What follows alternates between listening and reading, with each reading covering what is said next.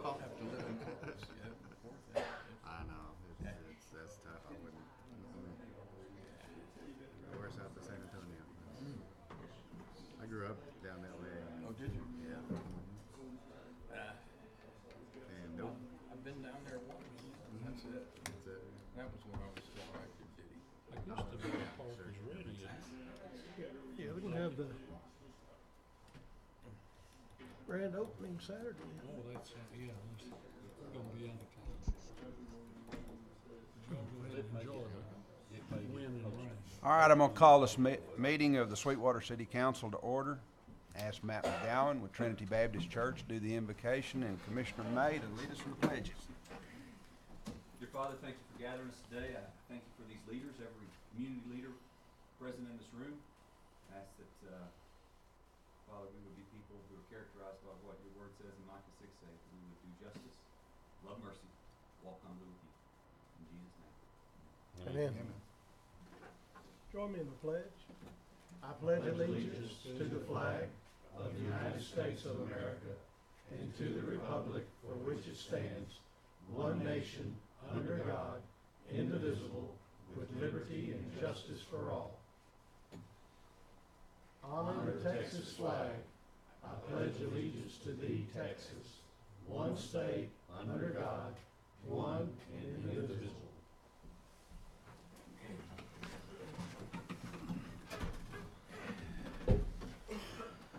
All right, we'll now move to item 4, which is discuss, consider, and act upon approval of the minutes for the meeting held on March the 12th, 2019. Move to be approved. Second? All in favor? Aye. Now move to item 5, which is to hear from Colin Rich with EHT on an update on the progress of the PRV project. Thank you, Mayor. For the record, my name is Colden Rich. I'm a project manager with EHT in Abilene. I have the pleasure to speak with you this morning about an update on the PRV project. As I'm sure you're aware, currently there are 3 tie-ins that are planned as a part of that project. To date, we've had 2 of those tie-ins completed. That's the tie-in at the Robert Lee Standpipe and also on Roscoe Street. There was an attempt made to do the tie-in on Neff Street. Unfortunately, there was some issues with some pressures in the rest of the distribution system when they were attempting that tie-in. And so they kind of took a step back to reconsider how they're going to do that. Current plan is to complete that tie-in this Friday in the middle of the night. They're going to start about 10 o'clock and complete that tie-in through the night, so they'll be minimizing any impact to the distribution system as that tie-in takes place. Hopefully that'll go relatively quickly and smoothly, and there won't be any disturbance in service there. Kind of where we're going to go from here, the next big thing that we're lacking is the delivery of the vaults that these valves are actually going to go into. They're anticipating that those vaults will be delivered around mid-May, and then the contractor will be on site to finish those installations. Once those valves or those vaults are installed, we'll have a manufacturer's rep out to the site to complete startup of those valves, make sure they're operating as they're supposed to be operating, and then make any adjustments or tweaks to those as were needed. And then the last thing that's going to wind up being done is the demolition of the old elevated storage tank. So hopefully, looking forward, we hope that by the end of May we'll have all the vaults complete in place and installed, and then start up shortly thereafter. So happy to answer any questions that you might have about that. Is Broadway one of the places where you're doing the PRVs? The three locations are at the Robert Lee Standpipe, Roscoe Street, and on Neff Street. Okay. What's going on at Robert Lee? I mean on Broadway. Gas pipeline? Okay. Thanks, sir. All right, thank you. Okay, we'll now move to item 6A, which is discuss, consider, and act upon approval of the quarterly investment report for the quarter ending March 31st, 2019.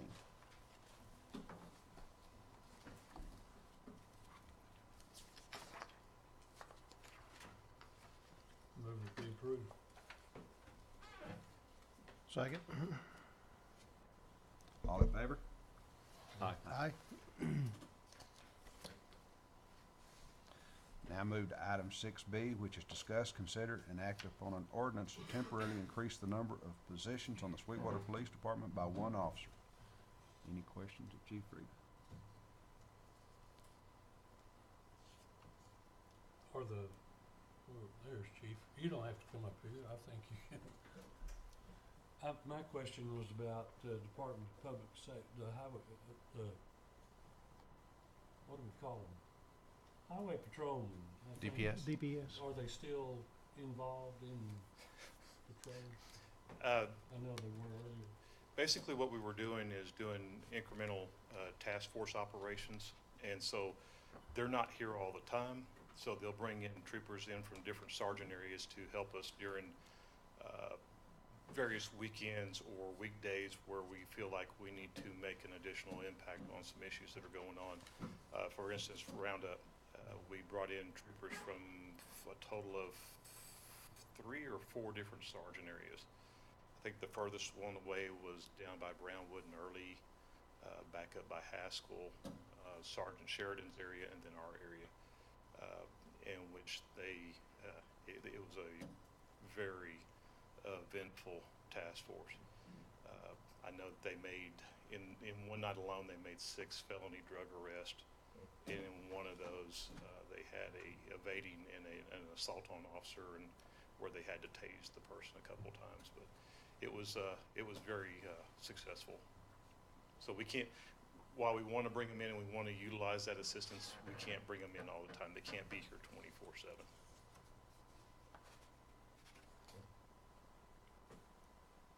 We're passing this as temporary, Chief. What, in your mind, how long a period is temporary? Good question. What is going on right now is we have 2 that are on FTO, field training, that are going to be on for another either about a month on one and about another 12 weeks on the other. And in that phase, they're with another officer. They can do stuff, but they can't do some stuff. And then we have 2 that are out on injury, one with a knee surgery, one that had shoulder surgery. Both were on the job injuries. Then we have 2 that are out with other extensive family illnesses. And I got word this morning I may have a 3rd that's having to step out due to unfortunate family issues. So that throws us in the neighborhood of 6 to 8 people short on the streets. And so honestly, I'm asking for 1 overstaff right now when I could actually use about 4 or 5 to try and keep the overtime expenditures at a lower level. But I got to start somewhere, so start with 1. And you already have someone in mind for this additional officer? We went ahead and stepped out. We had one on the list from the last hiring cycle, from the one we have on FTO that's been a little bit longer. So he was able to go ahead and come over. But as soon as we got him up and running, we're losing another one. We've got one that's leaving and going to work for the railroad as a rail agent. And so that overstaff is already going to go fill a position. And so this overstaff would be there because I believe we've probably got a couple that are probably looking at bigger and better things. And so that would just be absorbed when we wouldn't go out for another rehire.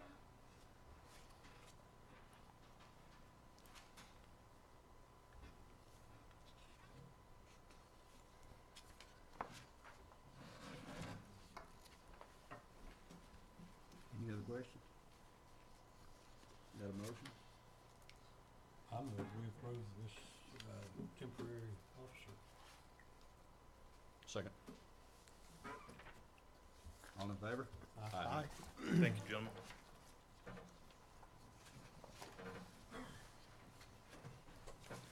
Now move to item 6C, which is discuss, consider, and act upon approval of a 29.068 acre plat known as Sunrise Ranch Addition to the City of Sweetwater, Nolan County, Texas Addition, and location section 48, block 22.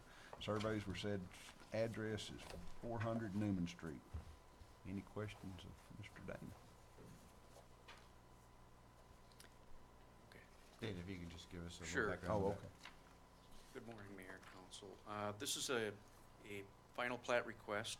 The applicant is, as you have in your packet, Solid Rock Investors Incorporated. It's Sunrise Ranch Edition. It's located at 400 Newman Street. This property is zoned B dwelling district currently. It is a 29-acre tract that's proposed to be split into 6 tracts from 2.3 acres to 7 acres in size. On April 2nd, the Planning and Zoning Commission reviewed this final plat as proposed. It had been reviewed also by the staff. One requirement is along Newman Street and Avenue C, where these lots do have access and allows for appropriate access. There is a public water main constructed requirement. And in that, we have to have that engineered, and we have to have a financial guarantee given to the city before the final plat can actually be filed. I know the applicant has been in contact with an engineering firm to do the design work for that public water main, and then we anticipate that we'll have those documents provided to us with a financial guarantee, which could be a letter of credit, could be a bond, and that's just a guarantee that that public main would be constructed, and that's currently in our subdivision regulations with the City of Seawater. So the recommendation, or I should say the Planning and Zoning Commission did approve this plat, so it's up for your consideration this morning. Thank you, sir. What are their plans for this? I'm not quite sure. I know that it would allow for, because it includes dwelling district A and B, could be some large homes in there. A 7-acre tract's fairly sizable, but that's what we've heard, that it would be just single-family home construction on these lots. And are they proposing to be kind of a ranchette kind of situation? Or? Yeah, we're not quite sure. I mean, the B district opens up some other possibilities there, but our understanding is that would be a single-family kind of developments.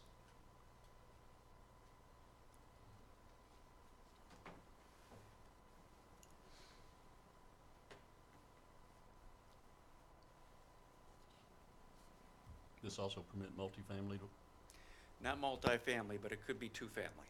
okay. Duplexes, but not apartments. Right.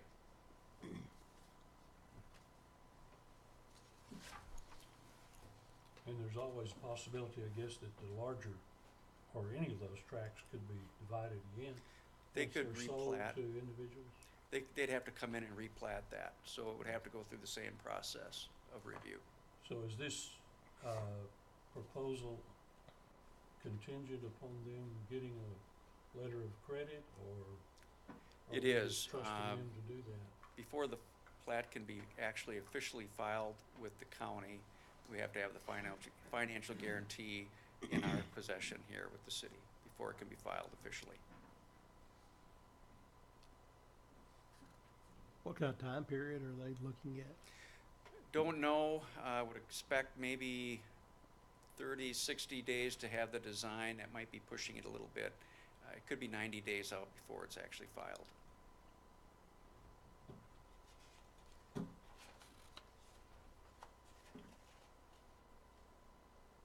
And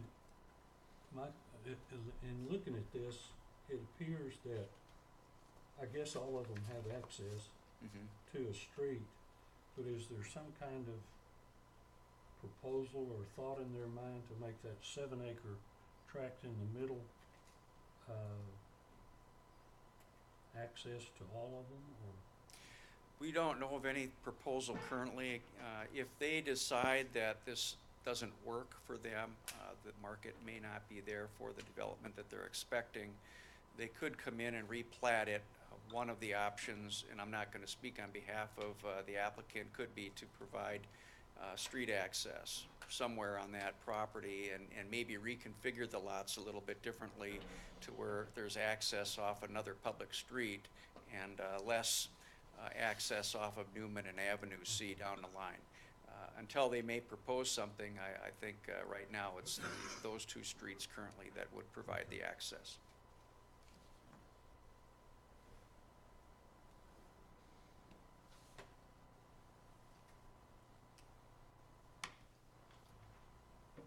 David, do you have a recommendation? I recommend that we approve this plat with the contingencies that Dana described. Okay, then also move. Second. All in favor? Aye. Thank you. Now move to item 6D, which is discuss, consider, and act upon approval of resignation of Ms. Jessica Marino as Resident Commissioner of the Housing Authority of the City of Sweetwater and appoint Ms. Carol Stewart as Resident Commissioner for a 2-year period. Any questions?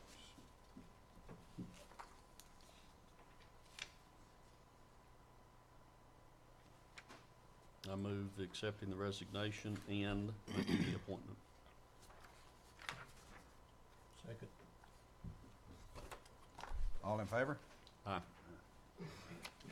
Aye.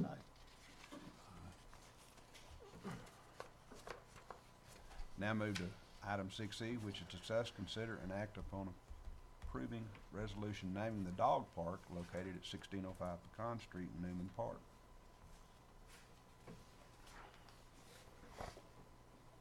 As y'all are aware, with the newly completed constructed dog park, one of the final components that we're gonna need is to figure out a name. And as you can see, what we have up here, this is a recommendation that the MDD gave to us yesterday from their meeting. So you guys get to finalize this and see what y'all want to come up with for a name. And you don't have to stick to these four. If there's something else, you wanted to name it after someone or whatever you wanted to do, you could go ahead and do that at this time. Do we even have to have a name? I think we should, yes, sir. Other facilities at the park don't have names. I just thought that's kind of unusual to even have a name. It's more standard than you might think to have a name for a dog park. And most of your cities have names for their parks, even though they may be close to or inside a park. So it just adds a little bit of fun and recreation, to it. So I think it'd be good to have a name myself.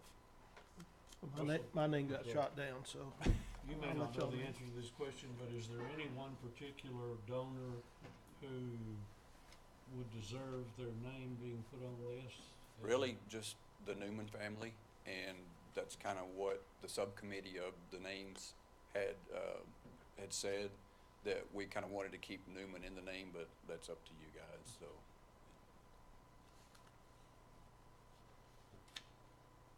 So, and I maybe should not ask this, their major contribution was financial and not just. The donation just of land the part of the already land, yes, sir.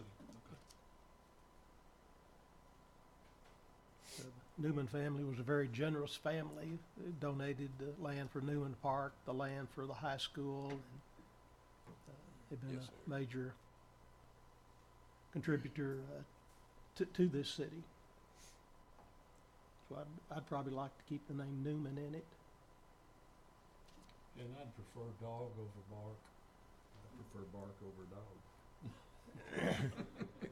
That's You why we're can't here have- this you morning. can't I don't know, is that an insult? They have a dog park after somebody? Abilene's Dog Park is a Is a play bark. on the fact they had a army base there.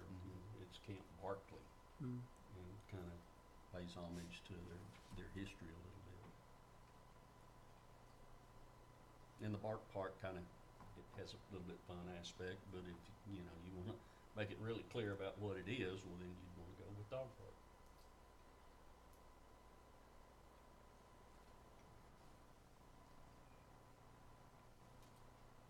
Well, I prefer dog, but that's, maybe y'all mamas is barking up the wrong tree.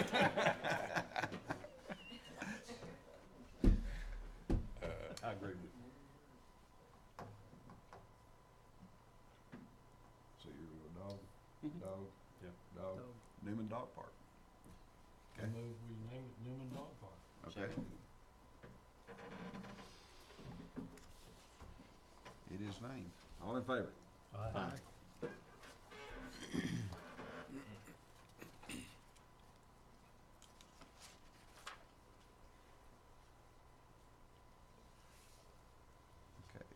move to item 6F, which is discuss, consider, and act upon an ordinance approving the dog park rules. And I guess you've had these in your packet, the copy of the ordinance. And so this would just allow us to have enforcement on the rules of the dog park. And I guess if you got any questions, I can try to answer. Are these similar to other cities? Yes, sir. Did you plagiarize or? Yes, sir. We looked around at several cities, and then with the help of Mr. Santee, our attorney, and Pete, we had come up with these. So we feel like they pretty well will cover almost every situation that we could possibly cross. There's some differences in the wording on the signage at the dog park versus the ordinance. Yes, sir. And it's already kind of led to some confusion. I've had some calls about, well, you know, my dog has to have a city tag to go out there too. Are we gonna change the signage at all? Yes, sir. The reason we did that is because of the soft opening. We wanted to have something in place so that, Okay. you know, we could just get cooperation. So we will need to change those signs. Okay. And since we have an official ordinance and the rules.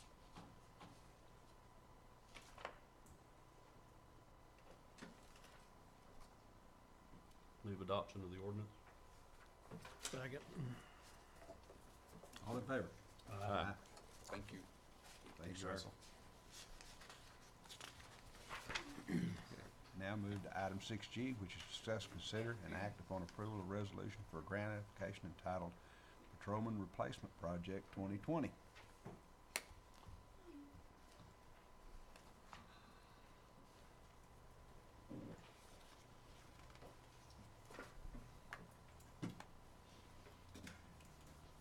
Well, as you recall, I think it was last meeting, we came to you for a resolution for the grant application for a VOCA CID vehicle replacement. Well, while it was turned in on time and everything was going fine, it was reviewed at the governor's office, and they held it as being an unauthorized expense. They cited a rule from back in 2017 after we received 2 other vehicles writing the grant the same way. Now that they have clarity, they said that it was an ineligible expense. So we were going to be flatly denied on the grant. There was no recourse. We pled our case, and I think the governor's office got tired of hearing Sweetwater calling, talking to him about the grant application and the enforcement of this rule all of a sudden that put us in a catch-22 where we weren't eligible for the expense because we used the word victim assistance in the criminal justice side, but then on the VOCA side, it's not an eligible expense because of the type of vehicle we were looking at. So the way they looked at it, we were just done. And so we pled our case. We started talking to our senator, our rep's office, and the Congressman Arrington's office. And the governor's office relented and talked to the COG. The COG allowed us to go ahead and resubmit. So in a matter of a day and a half, I completely rewrote the grant, got it resubmitted, and we are back in the process. However, I have to have a new resolution that reflects the fact that this unit will be used in patrol purposes, not CID purposes. You should also know that while we went ahead and did that in a hurry to get that done, we have since talked to Congressman Arrington's office, who reached out to DOJ, who sent back the rules and explanations to us. They have no clue why the governor's office is interpreting this rule the way they are. So there are some other communications that are taking place right now between DC and Austin to clarify the rules so we're not caught in this bind again. Are we the only city in this situation? The only one I know of. It's like Glenn over at Arrington's office told me, he says, Chief, he says, if this is happening to you here, it's happening across the country. So we just don't know about it. And some of the agencies just chalk it up as an ineligible expense and move on. Well, I need the vehicles, and we weren't really ready to give up on it. So we kept fighting, and we got it going. But this wouldn't happen until 2020. The vehicle wouldn't, the grant's approved. Well, they call it their fiscal year 2020 because it'll be awarded towards the end of 19, but will be expended. In The vehicle will be in fiscal procured year. after January of 2020. The Look- vehicle we just got now is the fiscal year 19 that we're fixing to buy off the last week. Would be on our October agenda at the council. Yes, sir. I move we approve the resolution. Second. All in favor? Thank you, Tim. Okay. Now move to item 6H, which is discuss, consider, and act upon approval of a resolution of the updated City of Sweetwater Water Conservation and Drought Contingency Plan. Thank you, Mayor. Again, Colden Rich, Project Manager with EHT.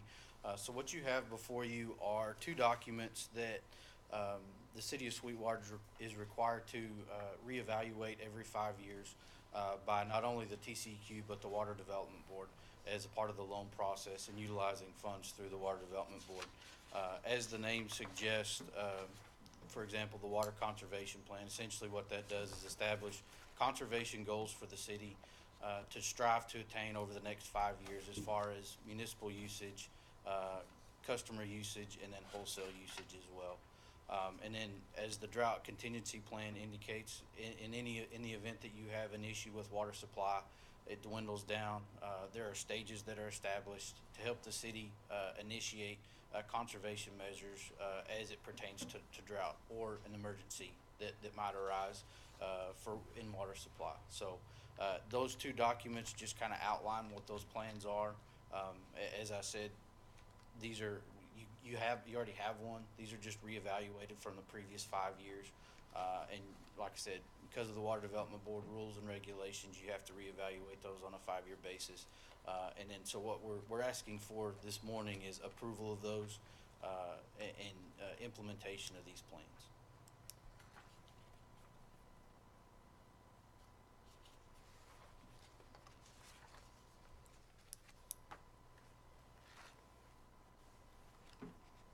Any significant changes in the updates? No, so they altered the goals slightly, but that was for the most part the only change. The drought contingency plan stayed exactly as it was previously.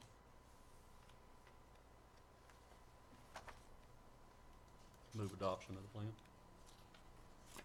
Second. All in favor?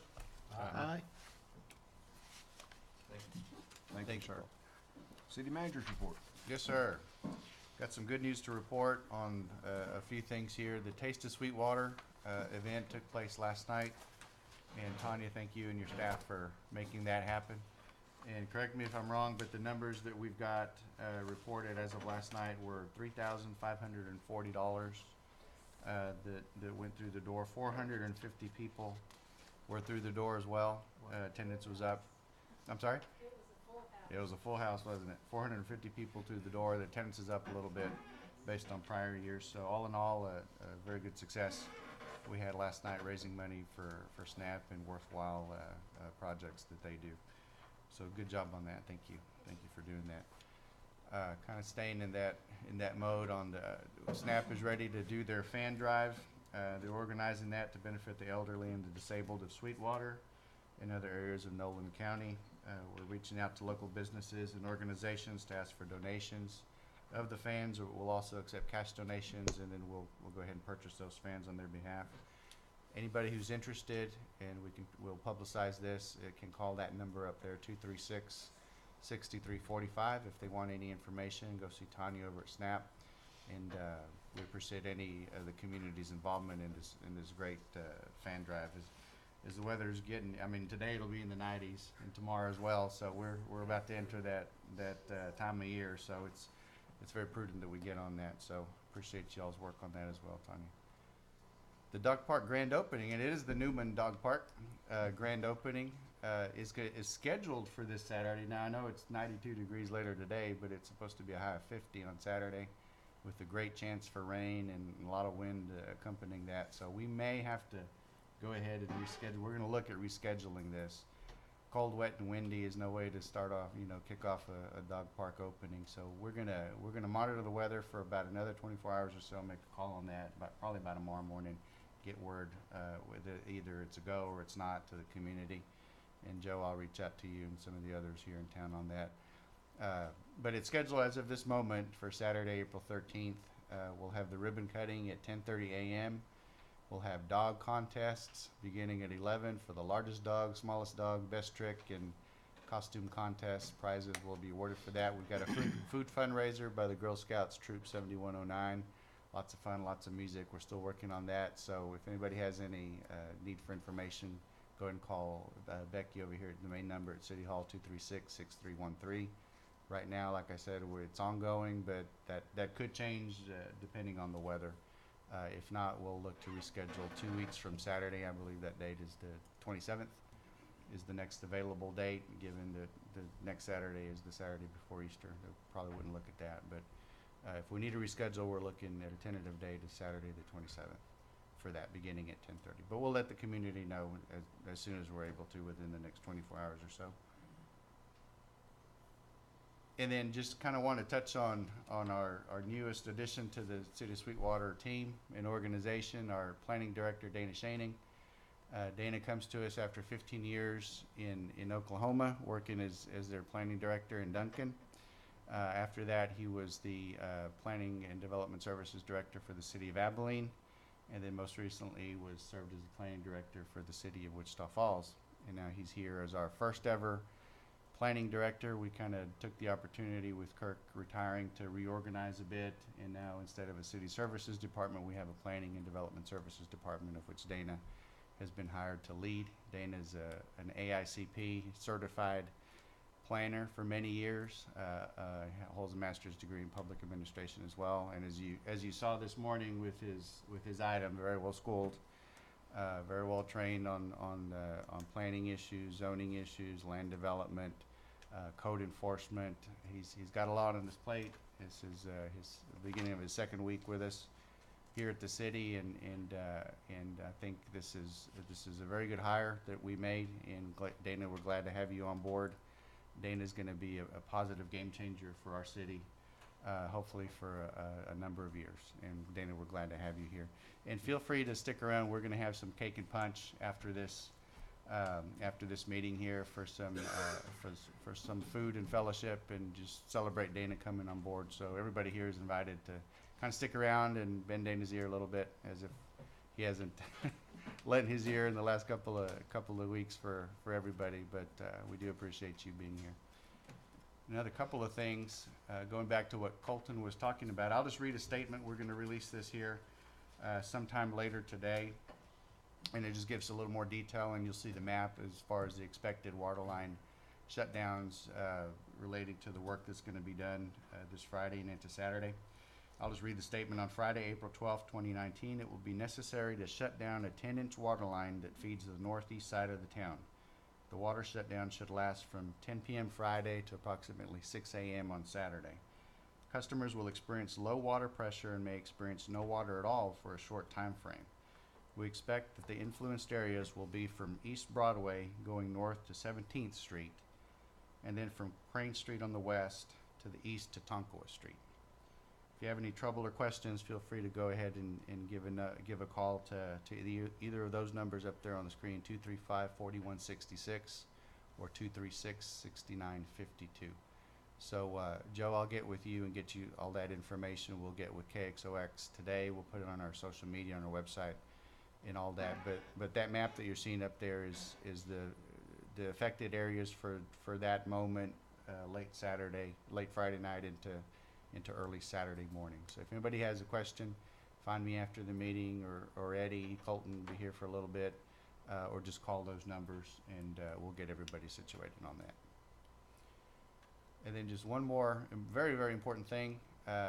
This is Councilman May's last full meeting as a councilman here for the city of Sweetwater, where he served for, I believe, 35 years. And so we're just so proud. Personally, I'm very proud to have served with you, Larry, for the last several years that I've been here. And I know the community has greatly benefited from your service and your leadership. We are working on a community-wide celebration of your service, and we'll get word out to that. We're looking probably for later in the month of this month in April.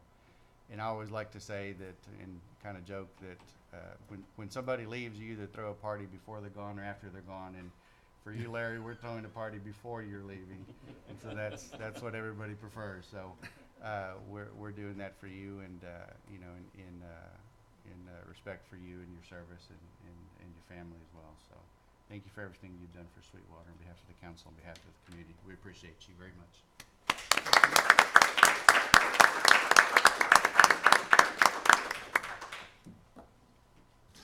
Mr. Mayor, that's all I had.